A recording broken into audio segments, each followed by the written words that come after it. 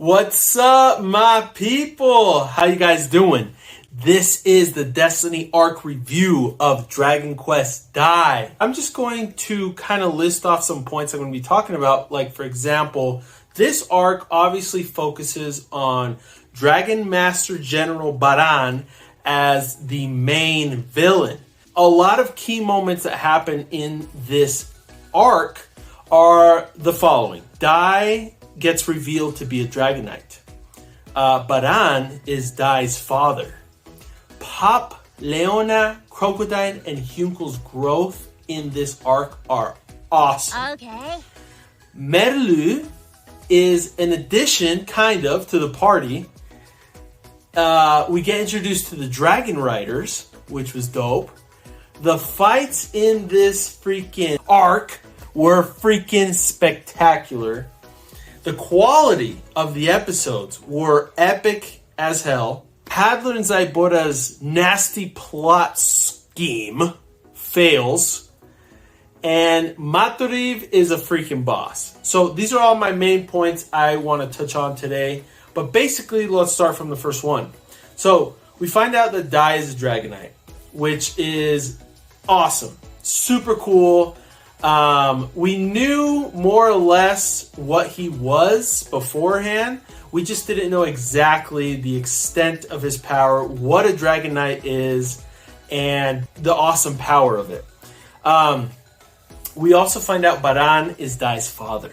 And that is something that Dai did not take well for a really long time, because basically Baran tells him exactly what it is to be a Dragon Knight. And Dai is basically the polar opposite in really wanting to accept his fate, sort of thing. Because Baran is basically sick of the humans. He's done with them. Everything that we learned about Baran's past, it makes it obvious as to why he hates humanity as a whole, and is completely obvious as to why he sides with Dark King Vern. And so Baran is basically just angry, you know. But Dai does not want to join him. Not even close, because he is a hero for humanity. That is who he is. That's who he grew up to be. And that is, you know, from his, especially from his master Ivan, that's what he learned to want to become, right? A hero. And so obviously him and Baran in this arc especially clash. I want to talk about Pop, Leona, Crocodile, and Huncle's growth as well, because honestly, it was amazing. Leona's growth wasn't as in-depth as Pop, Crocodile, and Huncle's, but her growth was really great as well. Her dedication to, well, Dai, but also to the team, is invaluable. I mean, she basically replaced Mom, you know, for obvious reasons. Leona's just a better version of Mom at this point, and she's an amazing support unit, especially with full heal. That is super useful and super amazing. Pop becomes incredibly selfless, does some super awesome stuff that really just stand out as a character for him, and really goes to show how much he's grown as being a disciple of Ivan, as being a selfless hero, you know. He basically is okay with everyone hating him and, you know, going off and trying to handle the threat alone. And boy, he did a pretty good job, honestly, on his own. He got some help from Hunccle, obviously, but yeah, just that determination from Pop was impressive and just spectacular. Hunccle, since we already talked about him a little bit, shows up at the perfect time to help Pop. Does some awesome stuff. The biggest thing about Hunccle that I liked in this arc was basically the bromance he had with Larhart, and him taking on the will of Larhart and really being dedicated and determined to try and speak some sense to Baran. Hyuko reminds me a lot of Goku. Goku, basically, all of the Z fighters and all of the people that joined Goku, they were all enemies at one point. All the way down from Yamcha to Tien, to Piccolo, to Vegeta, to Majin Buu. I mean, all of these characters used to be big time villains in Goku's timeline of his arcs, his life sort of thing. And now they're all his friends sort of thing, Hyuko kind of has that same effect where, right now we don't necessarily see it too much. I'm kind of spoiling, future stuff.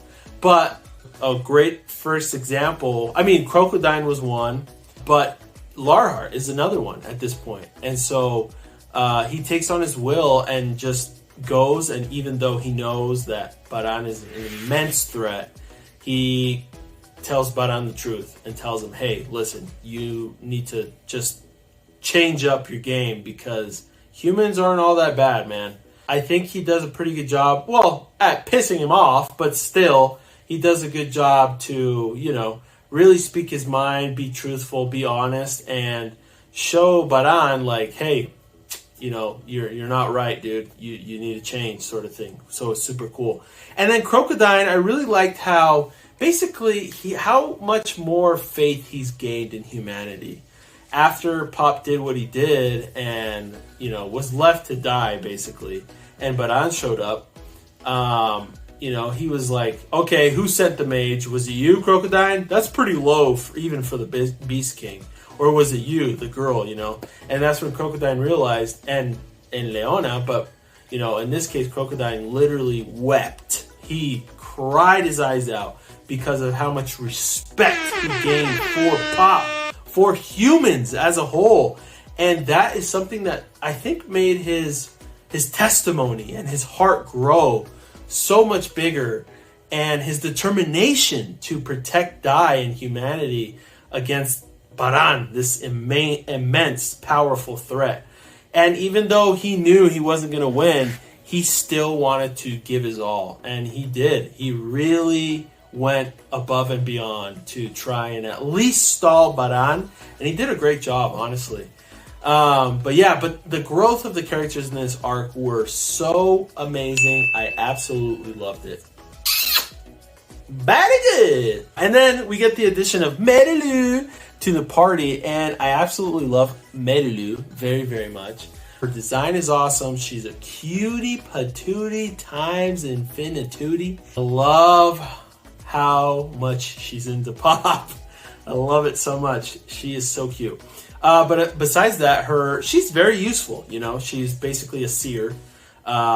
She's basically freaking Mina from Dragon Quest IV or Dragon Warrior 4. But in this, stories version adaptation of Mina, which is great. But yeah, she's awesome. Great addition to the party. And again, it's not official yet. I guess it's never really official, but she's just very useful to the heroes. And we can count her as a hero too, let's be honest here. She's basically another disciple of Avant. And then we get the introduction to some awesome, powerful enemies. So we know that Baran is a commander of the Dark Army, but he's also known as the Dragon Master General. And these three new enemies, there's Borhorn, there's Larhart, and then I forgot the freaking eagle dude's name. I'll correct myself in editing. But the three Dragon Riders were super cool to be introduced, super loyal to him. We also get to see a little bit more backstory on Baran as to also why he hates humans so much. But it was super cool. Their introduction and the addition to more enemies to the story was really awesome. And then the fights. The fights in this arc were so freaking amazing. They were so awesome. Super well animated. The quality in some episodes really shot through the roof. And I mean, I'm going to go into more detail on, the fights when I do my top 5 favorite fights from this arc. And then I'm going to go more into detail as well with the characters when I do my top 5 favorite characters in this arc. But yeah, but still, I needed to bring up how amazing the fights were in this arc, because they really were. They were amazing. The quality as well, like I said. Hadler and Zaibota's plans fail.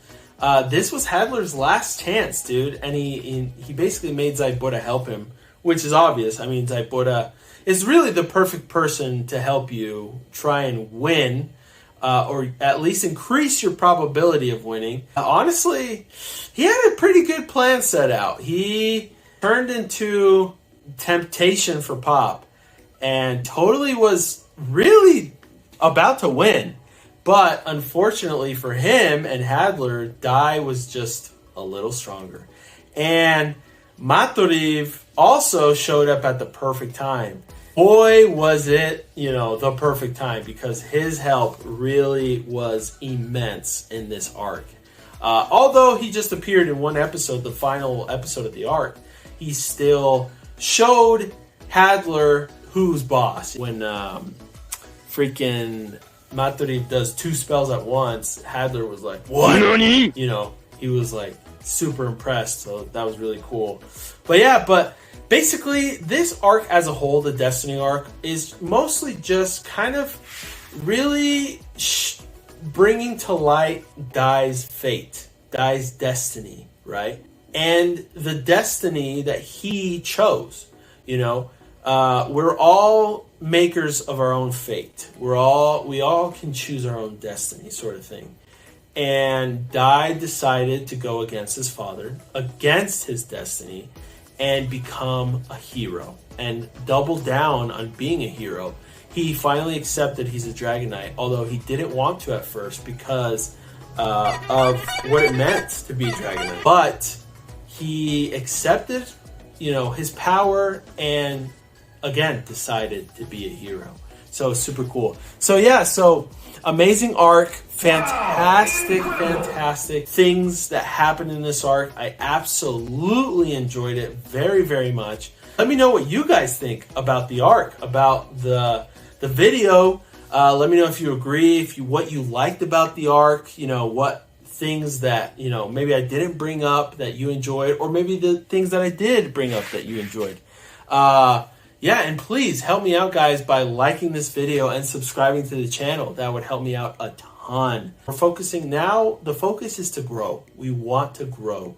We want to become a bigger channel, reach more Dragon Quest fans out there, and bring to light this awesome series and franchise. So help me out by liking, subscribing.